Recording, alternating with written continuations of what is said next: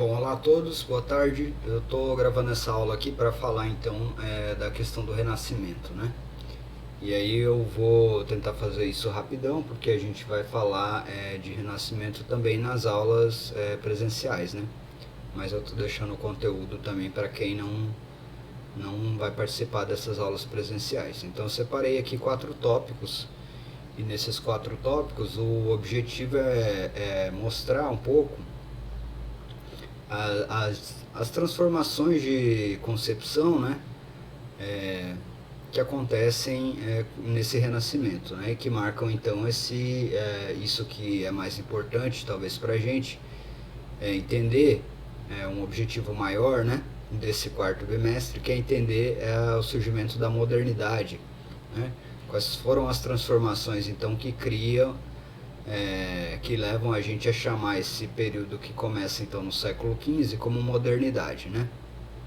E aí eu já adiantei em algumas aulas que a grande diferença nessa modernidade é o abandono de algumas tradições, a transformação de algumas tradições que haviam se mantido mais ou menos estáveis. Então, durante toda essa experiência humana, que a gente exemplificou estudando os casos da antiguidade, né, algumas sociedades da antiguidade, e depois o caso do Ocidente, e no período que a gente chama de medieval.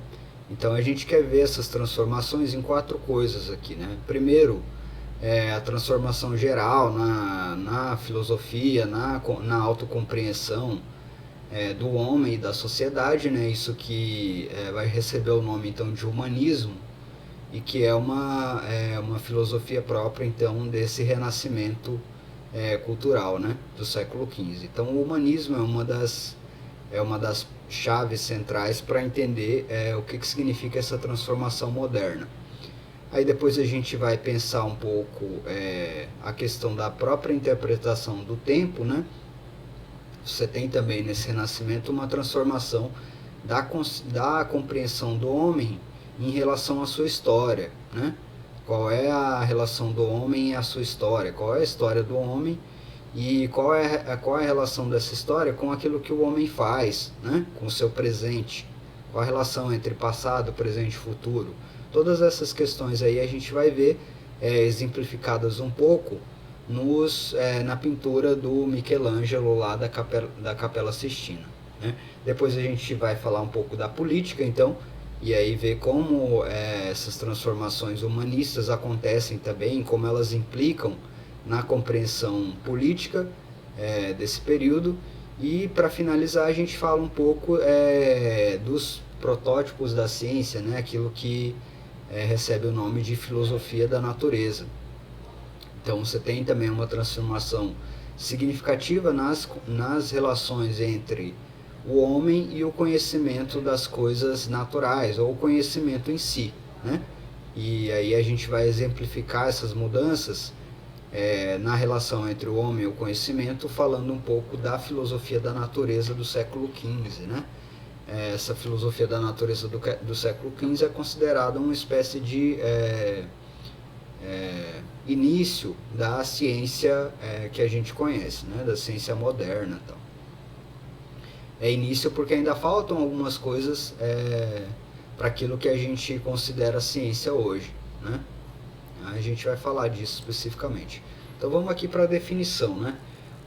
Qual é a grande diferença então dessa cultura renascentista, né? Então esse renascimento é um movimento cultural que acontece principalmente na região ali da Itália, né? Então a maior parte dos autores, dos artistas, né, que a gente considera renascentistas, que estão trazendo essas ideias, eles são oriundos dessa parte da Europa ali, que é a região, a parte norte da Itália, né? E aí tem alguns dados importantes, né? Por que essa região específica? A gente vai falar um pouco disso. Qual é a característica específica dessa região da Europa e como essas características ajudam a explicar o surgimento desse renascimento ali naquele lugar, né? Mas então o que é esse humanismo? Esse humanismo é uma grande cultura de valorização do homem, né? essa valorização ela aparece, por exemplo, no valor positivo que vai ser atribuído agora à antropização das coisas. Antropização é o processo de produção humana, né?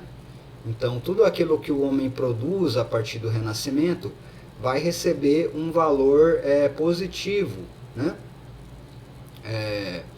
Então, a própria racionalidade, a linguagem, o pensamento, eles passam a ser compreendidos como algo que vai ser construído pelo homem, né? Que precisa ser produzido, demanda uma espécie de trabalho, não está pronto, né? Então, toda a razão tradicional, toda a compreensão da razão tradicional na antiguidade, no medievo, ela é marcada pela ideia de que razão, linguagem ou pensamento são coisas já mais ou menos prontas, né? O pensamento e a razão são coisas mais ou menos prontas, e elas são prontas porque já foram criadas assim, prontas, né? Foram criadas por quem? Por alguma divindade, por algum poder sobrenatural, né? A razão é um poder sobrenatural e é um poder que já está finalizado, que já está acabado, né? Que já está pronto. É isso que vai mudar com a ideia de humanismo, né? Esse humanismo pressupõe então essa antropização, que significa a necessidade de um trabalho, uma construção, uma produção humana para realizar a razão, o pensamento, a linguagem. A razão e o pensamento não estão prontos, como se acreditava até então, né? Tradicionalmente, na antiguidade, no medievo. Agora, no Renascimento, a razão é algo a ser construída, né? A ser produzida, vai demandar trabalho, vai demandar uma reflexão. E a reflexão não é simplesmente, como era antes, reencontrar uma verdade que já estava pronta, né? Vai significar, de certa forma, produzir essa verdade, encontrar, desvendar, desvelar, né? Algo que estava não visível, que estava obscuro, né? Então a ideia de conhecimento aí está mudando, olha só. O conhecimento não é uma verdade que está pronta em algum lugar. É algo que vai exigir um movimento de produção, um movimento, né? Então essa é o centro da ideia de humanismo. Essa cultura onde o homem tem que produzir, né? Para chegar à verdade, à racionalidade, ao pensamento, né? Que são mais ou menos sinônimos, né? Sinônimo também de linguagem. Quais são os aspectos, então?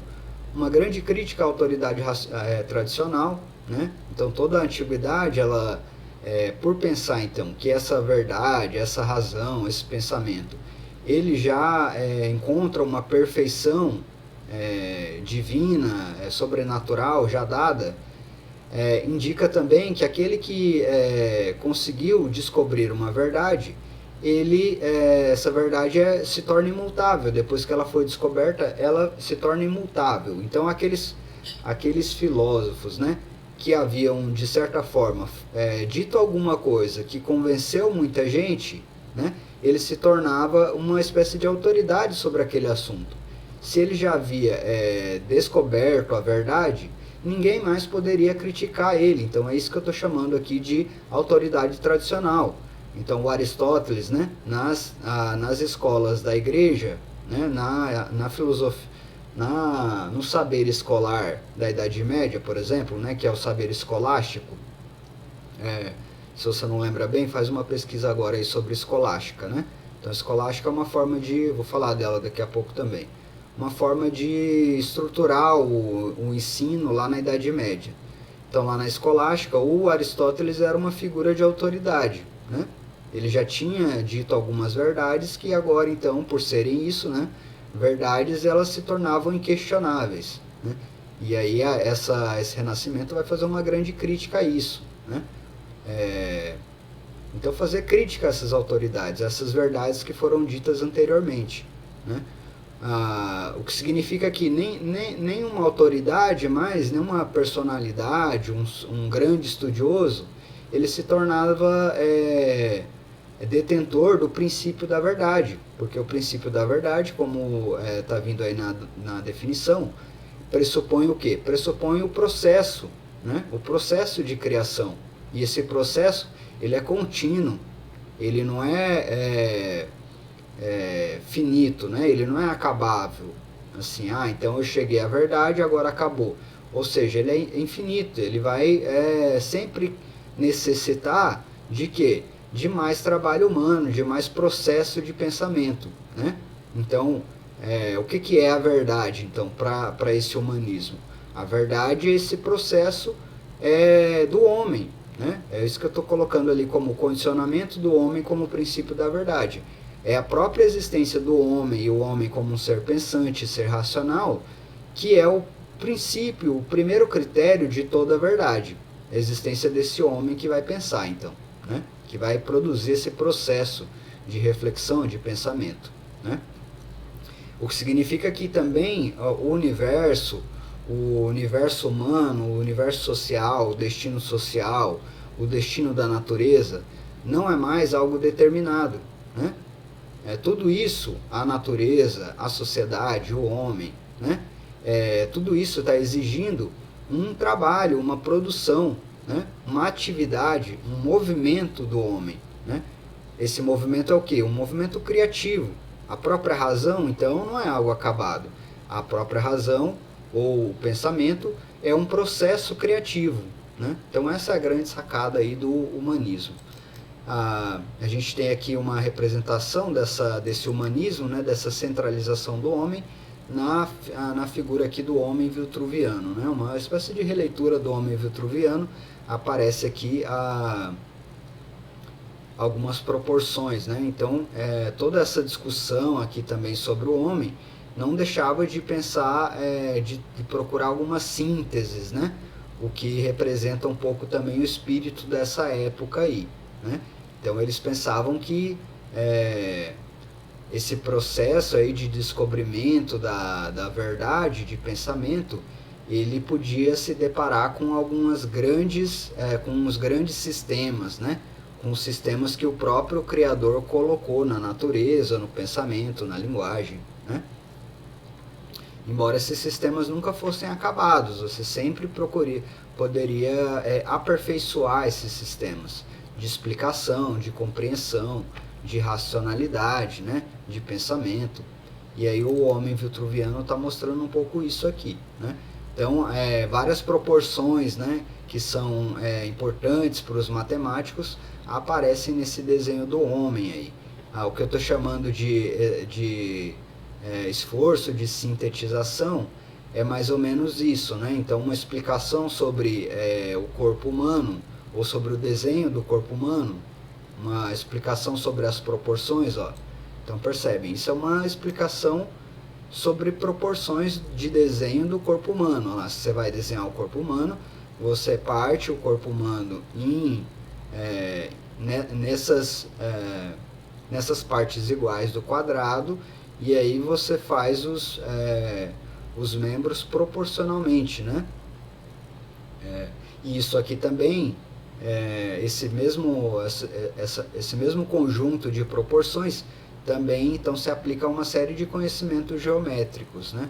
Então é isso que eu estou chamando de síntese, né? Dos sistemas, né? O sistema de desenho do corpo humano ajuda a explicar o sistema dos astros, que ajuda a explicar os sistemas atômicos, né? As menores partículas do cosmos e por aí vai, né? Essa que é a ideia de integração. Embora diferente do medieval ou do antigo, né? Essa integração aqui que os caras do Renascimento eles estão pensando, ela nunca é acabada, ela nunca chega a um ponto final, né? Ela sempre exige mais processos, mais trabalho, mais reflexão. Então esse é o diferencial. Todos esses, então, como eu estava dizendo, né? Esse movimento ele foi bastante característico dessa região aqui, ó, dessa região aqui da Europa. Então essa aqui é uma representação da Itália no século XV, ainda não estava unificada nisso que a gente chama de Itália, né? Estava dividido em uma série de principados, né? Esses principados às vezes passavam por momentos republicanos, né? Onde tinha inclusive a possibilidade de escolha do representante, né, a ideia de voto. Então algumas ideias, todas essas ideias que vão ser bastante modernas, que é, por exemplo, a ideia de republicanismo, né, de que os cidadãos eles têm uma participação ativa sobre a definição do líder, né? A base da ideia de republicanismo é essa participação ativa dos habitantes na decisão política, na escolha do representante. Aparece primeiro então aqui na Itália, né? Então você tem aqui, ó, Milão, Veneza, os estados da Igreja, Florença, né? O reino de Nápoles. Então toda a Itália está dividida nesses principados, nessas repúblicas, e esse aqui é o berço então do Renascimento, né? Uma informação importante é pensar, por exemplo, como essas cidades aí, Gênova e Veneza, por exemplo, como exemplo, elas estão intensamente vinculadas e talvez até numa posição de comando, de domínio, das grandes rotas comerciais que começam então agora, logo depois daquele período das cruzadas, a serem estabelecidas entre o Oriente e o Ocidente, né? Então você tinha grandes rotas comerciais, ó, que faziam troca de uma série de produtos, né? Levavam produtos e traziam, desde lá da China, ó, lá do Japão, passava pela Índia, né? Passava pelo Oriente Médio para chegar lá na Inglaterra, ó. Então isso aqui já é o início de um processo que depois a gente vai entender como grandes navegações, né? É o estabelecimento dessas rotas comerciais que atravessam os continentes, né? Atravessa o continente europeu, africano, indiano, e faz essa grande ligação comercial, né? Então as cruzadas elas já haviam impulsionado esse trânsito dos europeus para o Oriente, né? Para disputar os espaços, para disputar os fiéis, né? com os árabes. E aí esse trânsito ele vai fortalecendo esses caminhos pelos interesses comerciais. Então a participação dessas cidades aqui, a liderança dessas cidades nessas rotas comerciais é fundamental para você entender por que o Renascimento então está acontecendo na Itália aí. Por que essas repúblicas aí da Itália, Gênova e Veneza e Florença, por exemplo, são os berços então desses novos pensamentos modernos, né? Então outra coisa que vai marcar a modernidade, né, e que começa a aparecer ali, são as cidades organizadas, né? Então Florença e Gênova vão passar por processos de urbanização, né? Isso aqui é um projeto de urbanização de uma cidade que fica mais ou menos aqui em Veneza, ó. Fica mais ou menos aqui, né? Percebam que essa forma de organizar a cidade, ela pressupunha então esses valores ideais, né? Ideais geométricos do Renascimento, né? Você tem o círculo, né? Você tem essas figuras geométricas, né? E a tentativa de harmonização geométrica também da cidade, né? Então tudo isso, toda essa harmonização geométrica tem a ver com esses novos princípios renascentistas de construir uma razão, né? Construir uma razão ao mesmo tempo ideal, né? Então, e prática, transformar essa razão ideal em uma razão prática. Então, ter uma ideia de harmonia geométrica e depois aplicar essa ideia de harmonia geométrica na construção de uma cidade. Aqui a gente tem então um desenho também de Florença, né? Em algumas cidades que já eram então mais urbanizadas, esses projetos de harmonização geométrica da cidade, de desenho geométrico da cidade, eles aconteceram em cima de plantas antigas, né? Pela própria dificuldade de você mudar, então, essas construções que eram pesadas, né? Da Idade Média, esses modelos fortificados, né? Então, o que que muda? Ó, perceba, isso aqui é um vitral representado da arte gótica, né? Das igrejas góticas do período medieval. O que que marca essa arquitetura, essa arte gótica? É o contraste, né? O contraste entre os vitrais coloridos e a igreja, que é extremamente escura, né?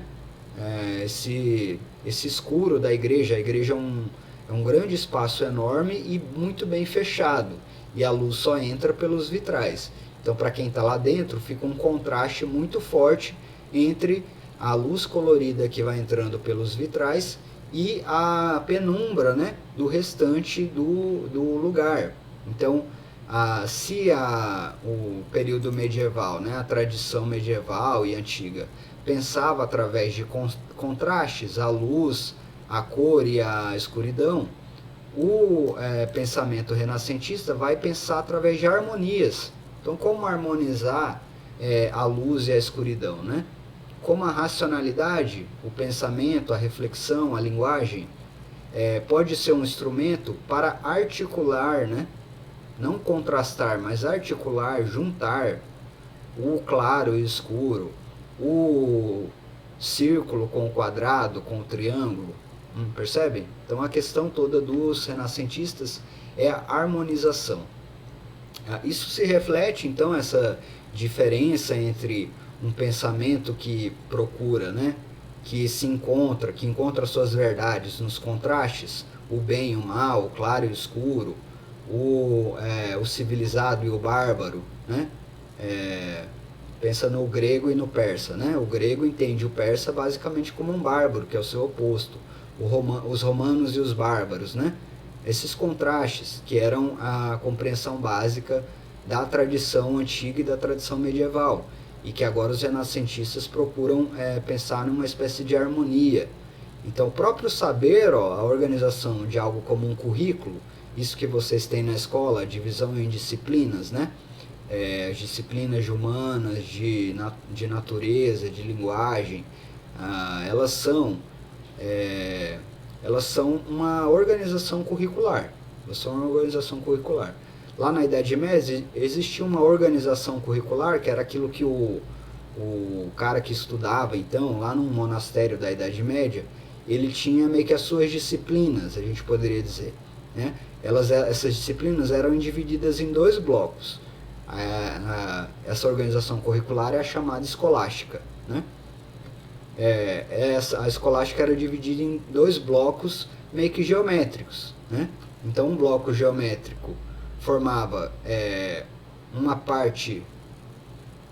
um todo a partir de 3, né? Então se juntava a gramática, a retórica e a lógica nos conhecimentos que diziam respeito a quê? Aquilo que eu estava dizendo, como a racionalidade, as formas perfeitas, né? A verdade perfeita, a verdade acabada. Então você ia aprender tudo sobre a verdade perfeita, a verdade acabada, a verdade já pronta, a verdade divina, a verdade sagrada, lá na gramática, na retórica e na lógica, né? No modo como você fala, como você reúne os seus discursos, né? Isso é retórica. No modo como você reúne as formas geométricas, né? Isso é a lógica. E na forma como você reúne as palavras, né? Os símbolos alfabéticos, né? Que é a gramática. E aí tinha um outro bloco de conhecimentos, que eram os conhecimentos mais voltados para a prática, né? A aritmética, a geometria, a astronomia e a música. Então esses conhecimentos, eles emprestavam saberes, eles derivavam, né, desses saberes que eram imutáveis, perpétuos, né, a lógica, a retórica, a gramática, e eles levavam isso para o mundo prático, para o mundo existencial, né? Para o mundo que não é ideal, né? Que não é pronto, perfeito, divino. É o mundo mais imediato. Então, o mundo onde eu tenho que contar as minhas ovelhas, né? O mundo da aritmética. O mundo onde eu tenho que pegar as formas geométricas e construir um templo, né? Então, eu precisava da geométrica nesse sentido. Um mundo onde eu tinha que pegar os conhecimentos de interpretação dos símbolos e de lógica, de junção das geometrias, para ler, por exemplo, o que os astros diziam, então astronomia. No mundo onde eu tinha que pegar essas formas geométricas, essas formas lógicas e retóricas, e criar um som, né? Que é a música. Então perceba que tem essa divisão entre dois blocos, né? A união entre esses dois blocos é dada por uma espécie de contraste. Então o primeiro bloco das 3 disciplinas representa uma espécie de o saber que é imutável, é mais ou menos constante, determinado, e o segundo bloco diz respeito àqueles saberes que são mais empíricos, mais práticos, mais imediatos, mais existenciais, né? Mais aplicáveis. Esse primeiro bloco ele é mais ideal, ele é mais voltado para a divindade, ele não é imediato, né? Ele é ideal. E o segundo é imediato. E esse é o sistema que funciona então nessa tradição medieval, e vocês podem perceber nele justamente como todo o sentido então daquilo que eu vou aprender era dado por um contraste entre o saber ideal e o saber prático, né? Embora esse saber ideal se relacionasse com isso, o saber ideal se relacionasse com o saber prático, da mesma forma como a luz do vitral lá, né, a luz colorida dos vitrais, se relacionava com a escuridão da igreja gótica, né? Mas é sempre a ideia de contraste aí. É a ideia de contraste que eu quero chamar a atenção. Essa ideia de contraste é que vai desaparecer, né? Então, o que os renascentistas vão pensar para o conhecimento? Eles vão inserir uma série de outras concepções de saber, né? Que estavam difundidas por um monte de cultura, né? Então, esse trânsito comercial ali que acontecia significava também a chegada de muitos manuscritos com muitos tipos de conhecimento de outras regiões, né?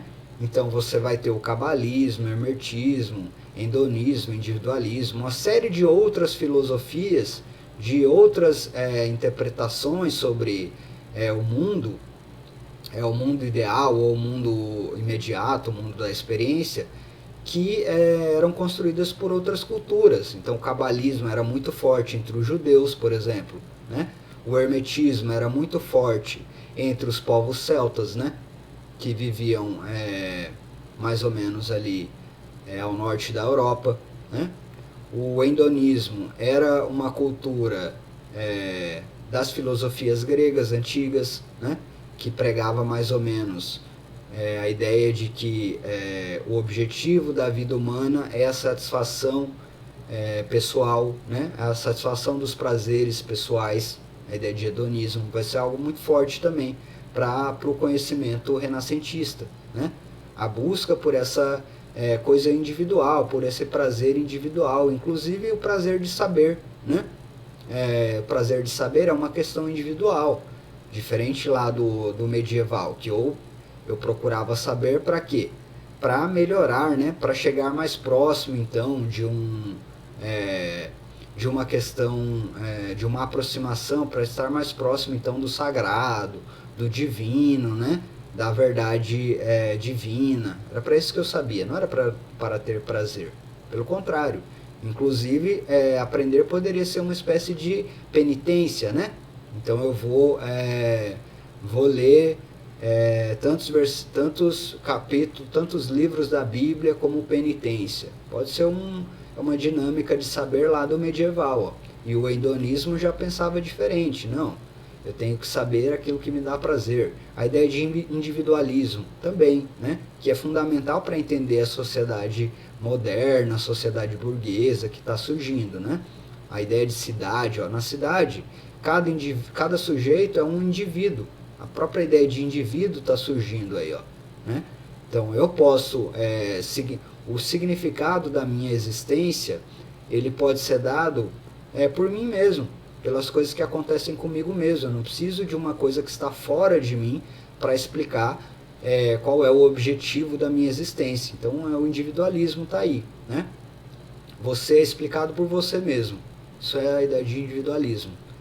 E está surgindo então. Então todas essas outras formas de saber, né?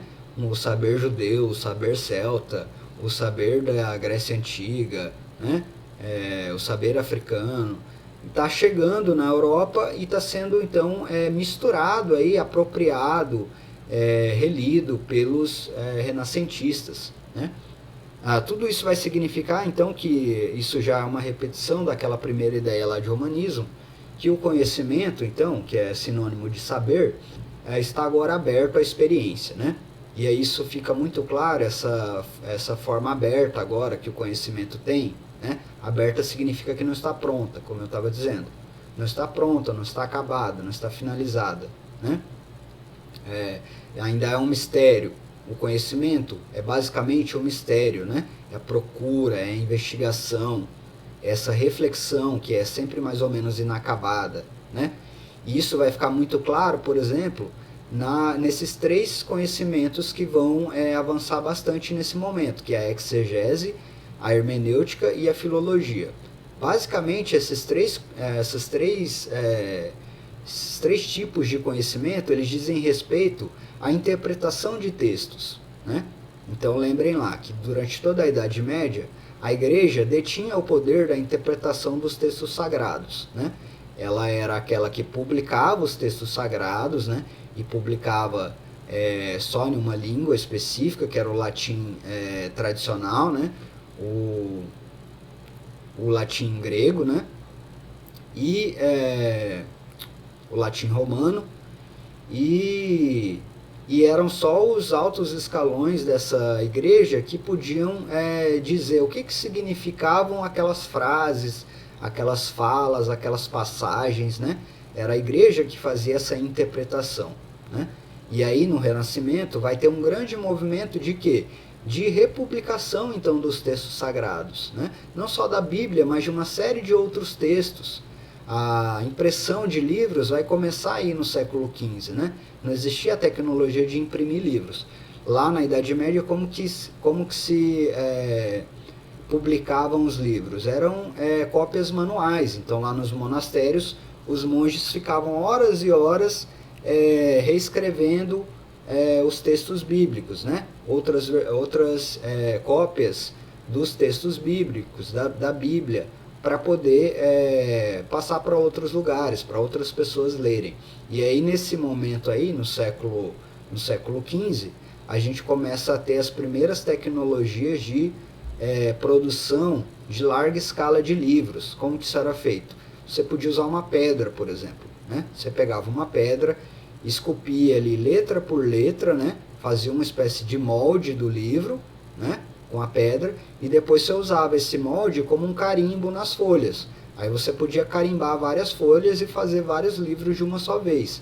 Então isso aumentou o quê? A possibilidade de outras pessoas lerem, né? Além disso, esses textos passaram a ser traduzidos para o latim vulgar, que era um latim mais falado, de uma compreensão mais disponível, né?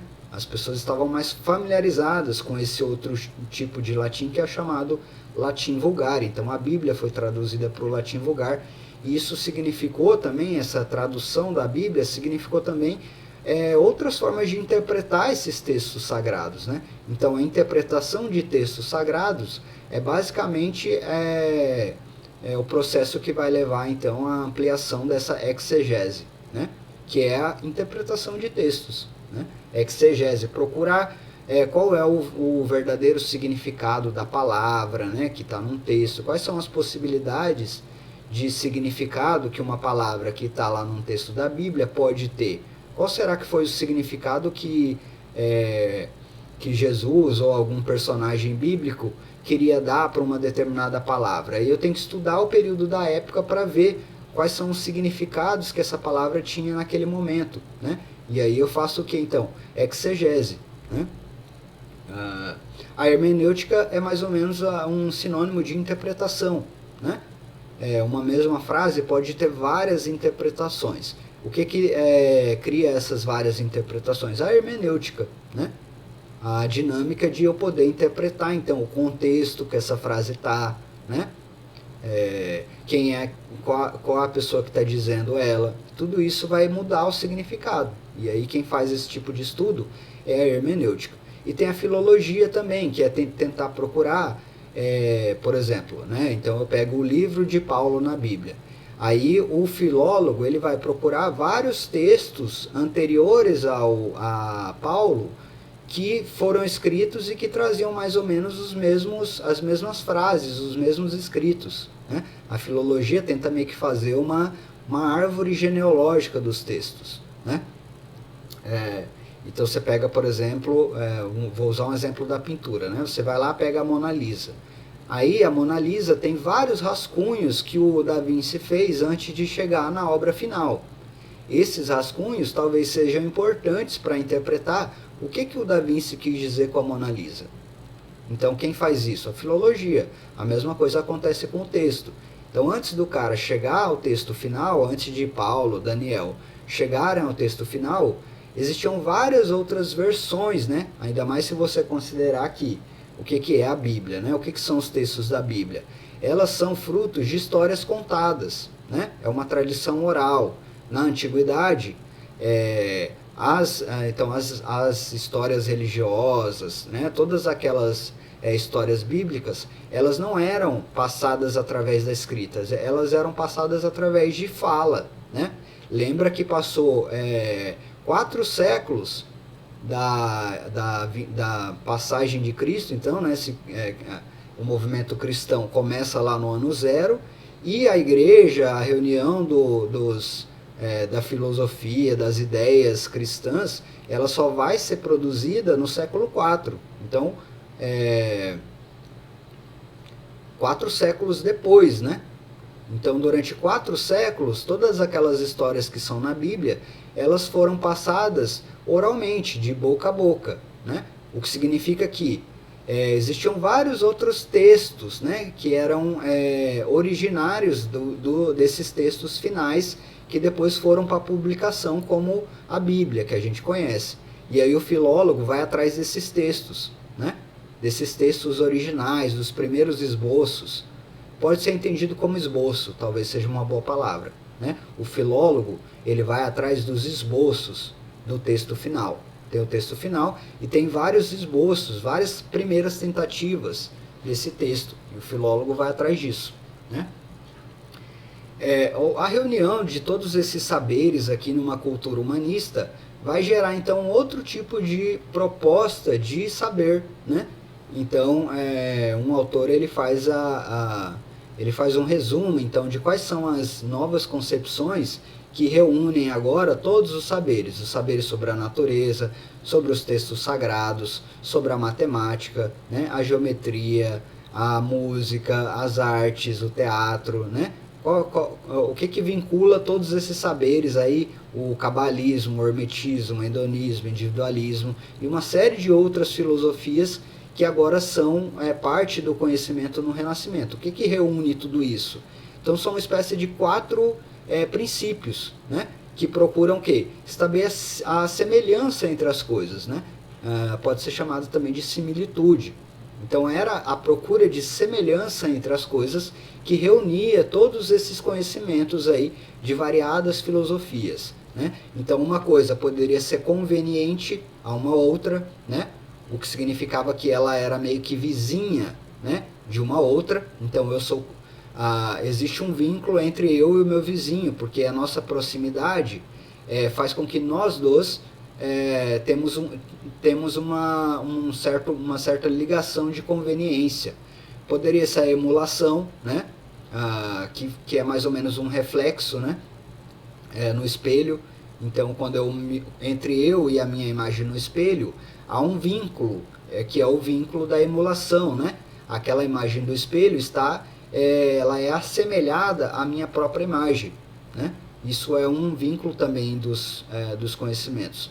Poderia ser a analogia, né? Que era uma junção da proximidade das coisas e da emulação, né? Então o homem é uma grande figura de analogia, né? Porque através da cabeça do homem eu posso estabelecer, posso aproximar várias coisas. Eu posso aproximar a xícara ao café, né? Que é o objeto que eu coloco dentro da xícara. Quem que faz isso, né? Quem que aproxima, quem que coloca próximo a xícara e o café? Sou eu enquanto homem, né? O meu pensamento. Então, o meu pensamento é uma força de analogia, de produção dessa relação, né? Simpatia, que é quando uma coisa meio que assimila a outra. Então, quando eu cavalgo um cavalo, né? Eu subo no cavalo e monto ele. Isso significa uma espécie de assimilação, né? O meu caminhar se torna do cavalo, né? Então é uma força de semelhança também. Nesse momento que eu subo no cavalo, eu sou assemelhado dele, né? Eu estabeleço uma espécie de simpatia com ele. Então, se você jogar um copo d'água dentro de um balde, você vai ver que aquele copo ele foi assimilado pela água, né? Isso significa o quê? Que existe uma razão, então, que leva a água do copo a ser simpatizada com a água do balde, né? Isso é uma compreensão de saber do Renascimento. Então, essas formas de semelhança, de similitude entre as coisas, entre a árvore e o sapo, entre o fogo, tá ligado? Todas essas formas onde algo pode ser semelhante a outro, onde eu posso estabelecer uma semelhança entre duas ou mais coisas, se torna uma figura de construção daquilo que é conhecimento. Conhecimento é estabelecer essas semelhanças entre várias coisas. Então posso estabelecer as semelhanças entre cabalismo, hermetismo, hedonismo, individualismo. Eu vou juntando tudo isso através das semelhanças. Esse é o novo princípio do saber do Renascimento. Então vamos lá, já estou com 40 minutos, eu falei só da primeira parte. Vou mandar mais rápido, né?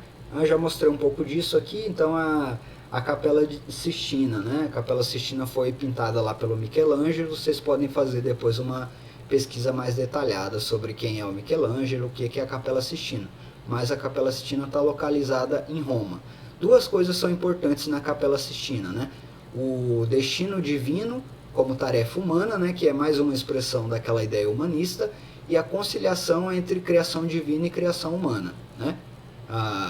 Então, durante o período medieval, a ideia que predomina é que a existência humana na Terra, né, a leitura da existência humana pela religião coloca esse período de existência humana, carnal, terrena, como um período de degradação, né? Porque o homem então cometeu o pecado, e depois do pecado é só uma decadência, né? Tanto é que termina no Apocalipse, né? E aí a redenção vem depois, então a queda que aconteceu com o pecado original, né? Ela vai continuar até o Apocalipse, e aí depois disso que a gente talvez tenha um retorno de alguma forma pura, de alguma forma divina. Até então, toda a existência humana é uma existência decadente. Isso estava muito representado na arte medieval. E aí o que o Michelangelo, né, fazendo uma leitura então dessa narrativa religiosa da criação do homem, ele vai fazer? Ele vai colocar o homem no centro, né? Então aquela figura do homem com o dedo encontrando Deus é o que está no centro de toda a explicação humana, né? Ou seja, é a própria criação. Então a condição humana na Terra já não é mais lida pelos renascentistas, né, como uma decadência. e é vista então como um ato criativo. É a criação de Adão que explica então o que é a vida terrena, né? O que é a vida terrena? É a criação de Adão, é o ato onde Deus cria o homem à sua imagem e semelhança. Então isso está lá representado na Capela Sistina, né? A criação de Adão está no centro, aí a gente tem um conjunto de 3 figuras para o lado, né? Para o lado direito, que é começando de trás para frente, né? Os atos da criação, né? A divisão da luz e das trevas, a criação do Sol e dos planetas e a divisão da água e da terra. E aí depois da criação de Adão, a criação de Eva, a tentação e a expulsão de paraíso, né? O pecado original, e 3 figuras do Noé, né? O sacrifício do Noé, deixando a galera fora da arca, depois o dilúvio e o Noé bêbado, né? Percebam os extremos, não? Então, no primeiro ato aqui da criação, você tem o mundo purificado, porque ainda nem tem a divisão entre luz e trevas, né? Não tem o bem e o mal ainda aqui. E o Noé bêbado, né? O Noé ficou bêbado principalmente porque ele percebeu que não havia retorno para esse momento original onde não há o bem e o mal, né? Ele bebe, tira a roupa e os filhos dele vão criticar ele, vão correr para cobrir ele, né? Ou seja, porque a ideia de pecado já está instalada nessa humanidade, né? Agora, o que é mais indicativo? É que isso já não é mais uma linha, então, da criação do bem e do mal a uma progressiva decadência do homem depois da expulsão do paraíso, né?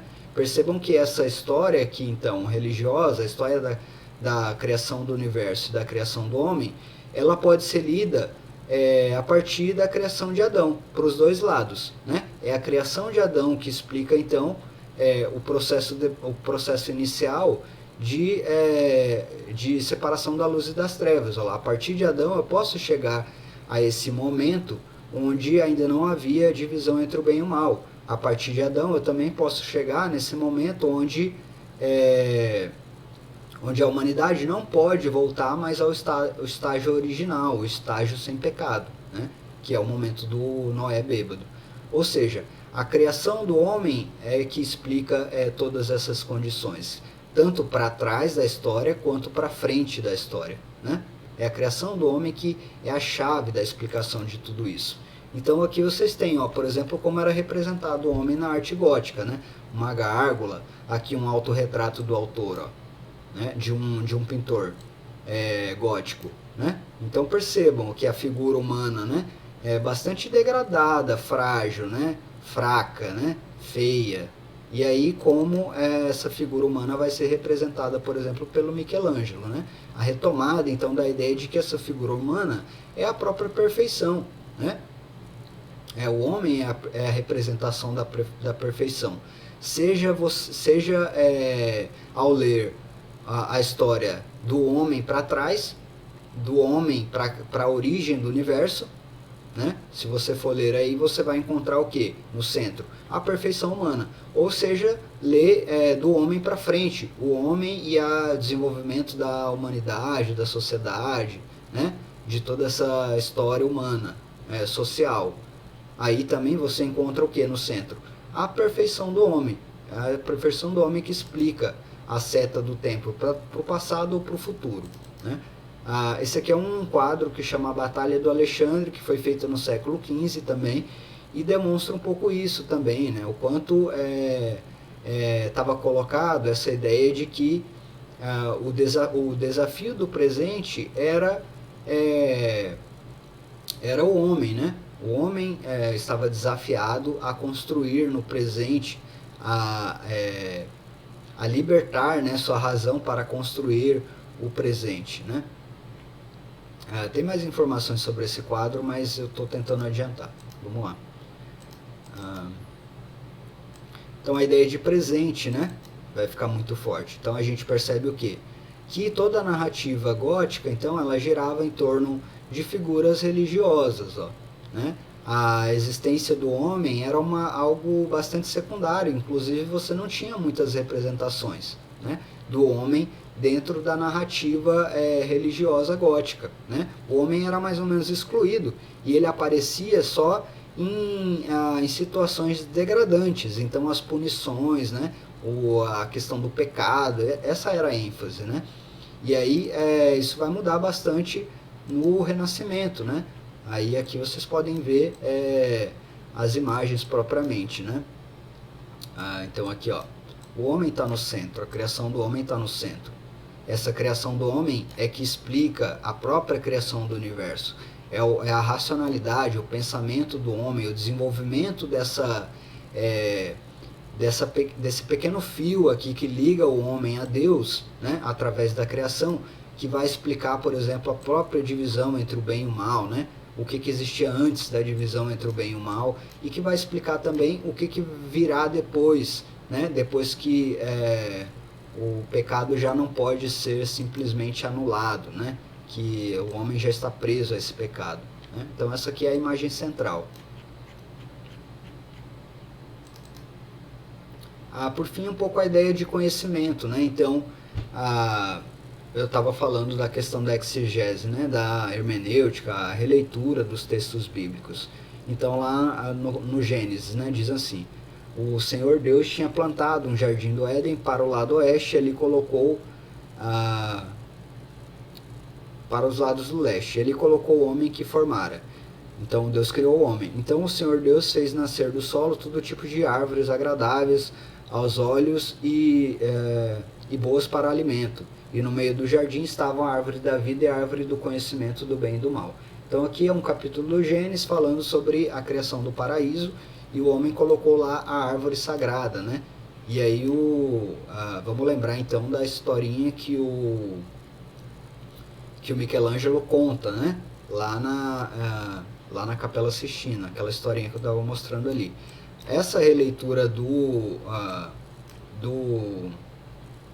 Michelangelo vai atribuir um outro significado para essa queda do paraíso, né? A árvore do conhecimento não significa agora, então, necessariamente algo simplesmente do mal, né? Ter comido o fruto proibido não anula o ato criativo pelo qual o homem está vinculado a Deus. Isso é uma releitura desse mesmo texto aqui, é uma reinterpretação desse mesmo texto, né? Outro trecho do Gênesis, né? Então o Senhor disse, Deus: agora o homem se tornou como um de nós, conhecendo o bem e do mal. Não se deve, pois, permitir que ele tome também do fruto da árvore da vida e coma e viva para sempre. Por isso o Senhor Deus o mandou embora do jardim do Éden para cultivar o solo do qual fora tirado. Depois de expulsar o homem, colocou a leste do jardim do Éden querubins e uma espada flamejante que se movia guardando o caminho para a árvore da vida. Outro trecho, então, além da árvore do conhecimento, tinha a árvore da vida, né? E inclusive tinha algumas proteções ali para impedir que o homem chegasse também e pegasse os frutos da árvore da vida, né? Tinha uma espada flamejante e os querubins. E isso se reflete naquela cultura, então, na cultura medieval, como uma grande proibição de você abrir corpos, né? Então você tem a igreja proibia veementemente que se abrissem corpos, né? Porque você tinha justamente uma interpretação de que Deus havia proibido ao homem mexer com a árvore da vida, né? Um corpo de um animal ou de um ser humano é uma vida, né? Isso estava proibido. E o que os renascentistas vão fazer? Uma série de desenhos de anatomia, né? Eles vão fazer isso escondido, eles vão ser excomungados por isso, mas com essa releitura da cultura, né? Eles vão entender então que abrir um corpo para olhar como é a disposição dos órgãos, nada mais é que retomar o vínculo do homem com Deus a partir do ato criativo. Faz parte do ato criativo do homem querer descobrir então o que tem dentro das coisas, né? E isso não é algo que está então afastando o homem da criação, mas é algo que está vinculando, né? Então o Michelangelo colocou como segredo então nas suas pinturas uma série de desenho de órgãos, né?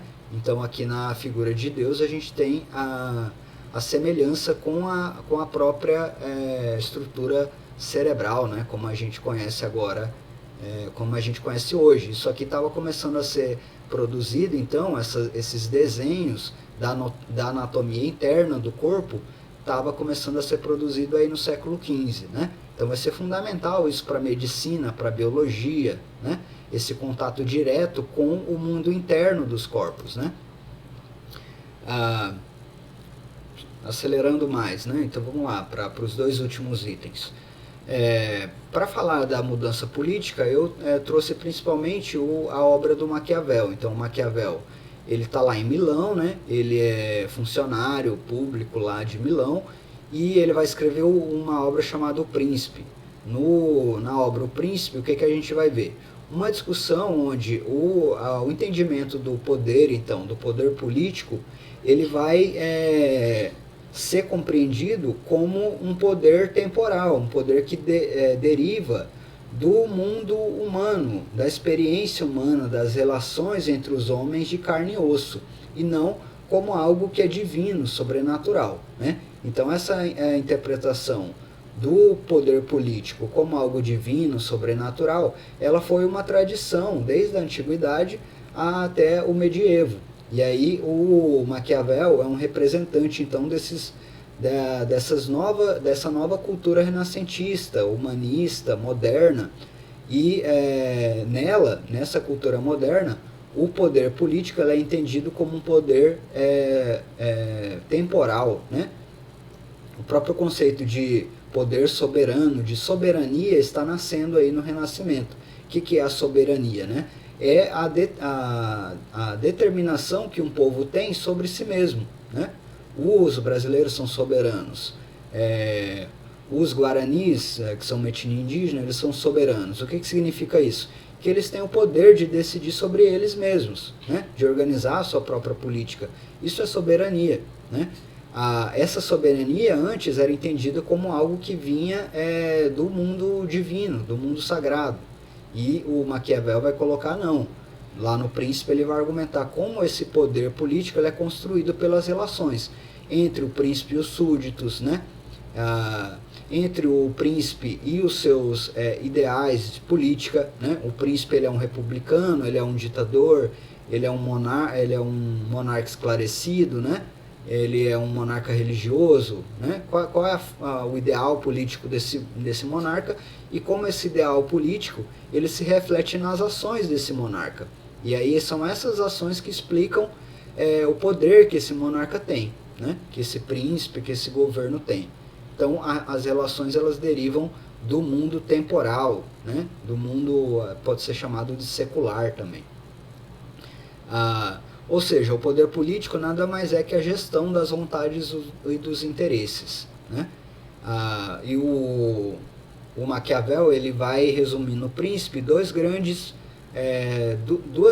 esferas de construção desse poder, né?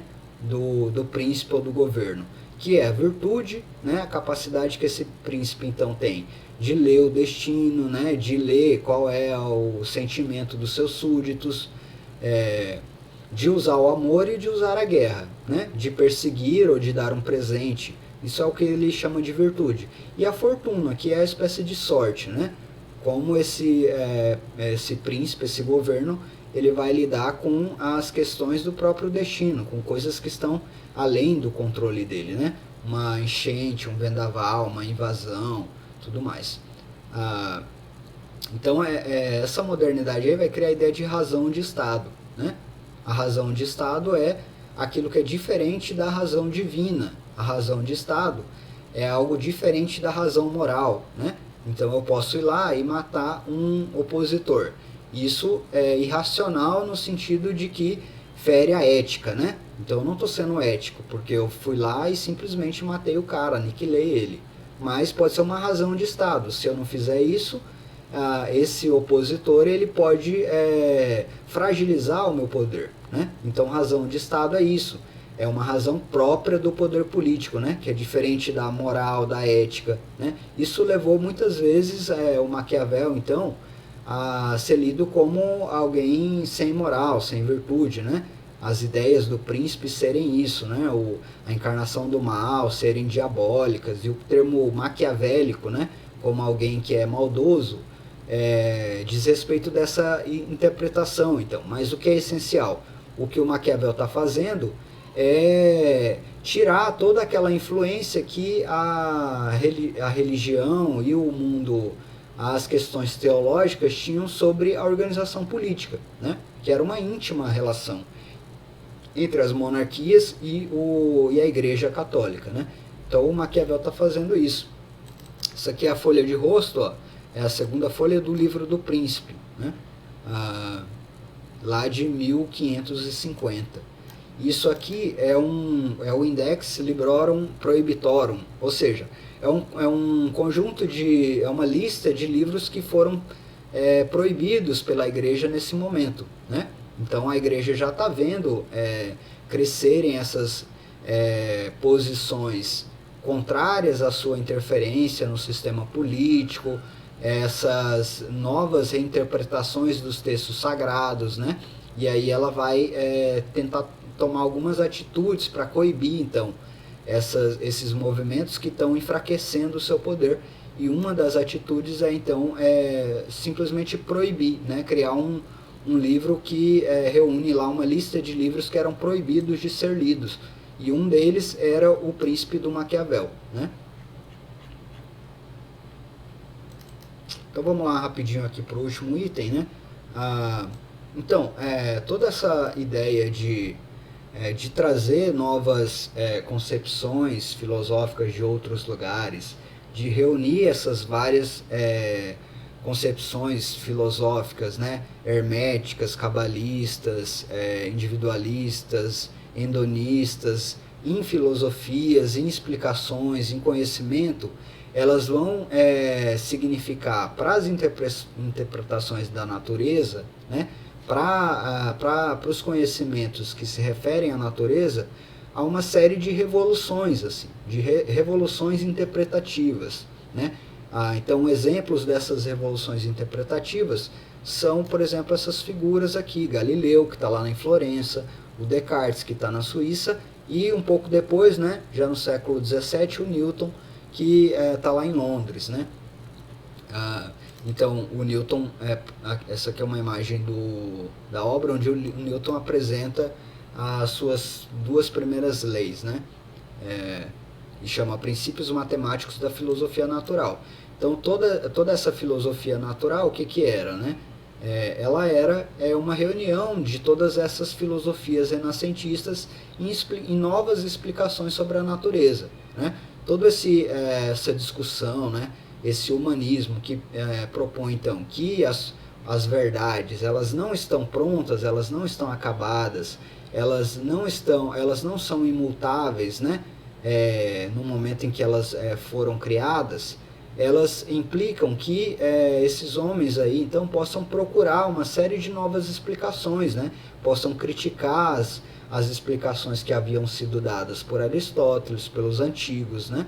E aí produzir novas explicações, né? E essas novas explicações formam então essa filosofia da natureza moderna, né? Representada então nesses teóricos aí que eu falei o nome. Então, ideias que surgiram nesse momento, né? Então a ideia de que a Terra gira em torno do Sol, né? O Galileu está propondo isso, ele está usando um telescópio lá para fazer essas imagens aqui da Lua. Ele faz imagens e calcula também as órbitas das luas de Saturno, né? Começa a pensar essa ideia de órbita, né? De o que explica o movimento dos astros então no céu, né? Fazer os desenhos desse movimento dos astros, tentar procurar padrões nesses movimentos, né? Dos astros ou da matéria dentro do próprio planeta, né? Essa aqui é um vídeo então de que foi feito na Lua, né?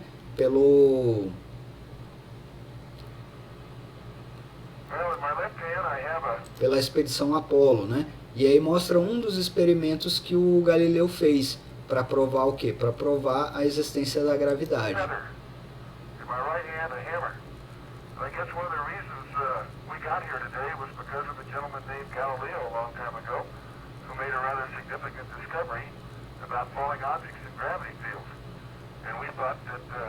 where would be a better place to confirm his findings than on the moon? And so we thought we'd try it here for you. The feather happens to be appropriately a falcon feather for our falcon. And I'll drop the two of them here, and hopefully they'll hit the ground at the same time. How about that? Proves that Mr. Galileo was correct.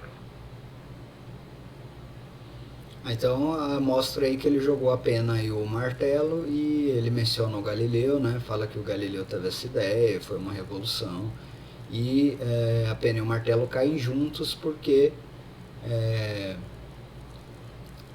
por conta do campo gravitacional, né? O campo gravitacional menor da Lua, né? Faz com que elas caiam juntas. Isso aqui também eu queria mostrar que é um mapa os primeiros mapas então que vão começar a tentar desenhar todo o planeta, eles são do século XV, né? Daqui a pouco a gente vai falar de grandes navegações. Então, olha só, aqui a gente tem a América Central aqui, ó, desenhada, né? Tem um pouco da costa do Brasil aqui desenhada. Os caras ainda não sabiam o formato todo do continente, mas eles já sabiam que existiam algumas terras por aqui, né? As primeiras viagens que chegam à América são de 1480, mais ou menos, né? 1490, então finalzinho do século XIX. E aqui o mundo oriental também, ó. Boa parte é conhecido, mas você tem aqui um monte de território da Ásia que ainda não é conhecido, né? O mapa ainda não está desenhado. Não tem a Antártica, aqui não tem a América do Norte, né? Esse é o mundo conhecido no século XV, né? Mas a expectativa de preencher esse mapa aqui, ó, né, é algo que é representativo então dessa cultura renascentista. A gente tem que preencher o mapa do mundo. A gente tem que saber chegar a todos os lugares para saber como é lá, tudo mais. Então esse impulso de vamos chegar, vamos fazer, tudo isso é fruto dessa cultura humanista, beleza? Então é basicamente isso, né? Um pouco mais dessa filosofia natural. O que a gente pode pensar? Eu coloquei duas características aqui. Essas filosofias da natureza, elas procuravam sintetizar também as coisas, né? Então reunir uma série de conhecimentos, então os conhecimentos atômicos lá da antiguidade. Então desde a antiguidade existe a ideia de átomo, né? E aí havia uma grande discussão de quais dos elementos, então dos quatro elementos, água, fogo, terra e ar, quais desses quatro elementos eles eram o princípio dos átomos, né? Das menores partículas, né? Desses bloquinhos que formam toda a matéria. E aí no Renascimento, no século XV, no início dessa modernidade, a gente vai perceber uma tentativa de aperfeiçoar um pouco esses conhecimentos então sobre do que se constitui a matéria, né? E esse aperfeiçoamento vem principalmente através de teorias, né? E da tentativa de explicação do movimento. O movimento é uma grande questão para essa modernidade aí, né? Inclusive talvez porque modernidade seja então essa ideia do novo, né? De como é o processo, né? O homem está no processo da razão, o processo da descoberta, né? Da reflexão. Então explicar o movimento, o processo histórico, né? O processo onde a gente deixa o passado e cria o futuro. Explicar esses processos, explicar os movimentos. Essa é a grande questão da filosofia natural, né? Então eles tentavam produzir teorias que reunissem então uma série de saberes para explicar o movimento que as coisas têm. O Descartes, por exemplo, vai colocar uma coisa que vai ser bastante fundamental, que é então a separação entre aquilo que é corpo e aquilo que é espírito. Isso vai funcionar bastante no pensamento moderno, né? Então existe, na realidade, existe aquilo que é corpo, aquilo que tem o quê? Uma extensão, né? Tem um comprimento, uma largura, um peso, né? E aquilo que é espírito, aquilo que é simplesmente o movimento em si, né? Aquilo que me permite chegar à extensão de um corpo, né? Ao comprimento, o que me permite então estabelecer qual é o comprimento de um corpo? O pensamento, o movimento de pensar que faz eu pegar a régua, colocar lá do lado, medir, anotar, né? Então é sempre, os modernos eles vão entender bem o mundo a partir dessa dualidade entre algo que é mais ou menos fixo, um átomo, um corpo, né? E algo que está em movimento, né? Que está aberto, que está que está em movimento, ok? Então são esses aí os 4 pontos, e esses três últimos aqui, o primeiro é a definição e os 3 últimos são exemplos de aplicação, então, de como esse humanismo ele transforma vários campos da atividade humana, como ele transforma as interpretações sobre a história e o destino humano, como ele transforma a política e como ele transforma as interpretações sobre a natureza. Beleza? Ficou um pouco longo, mas é isso aí. Obrigado, tchau, tchau.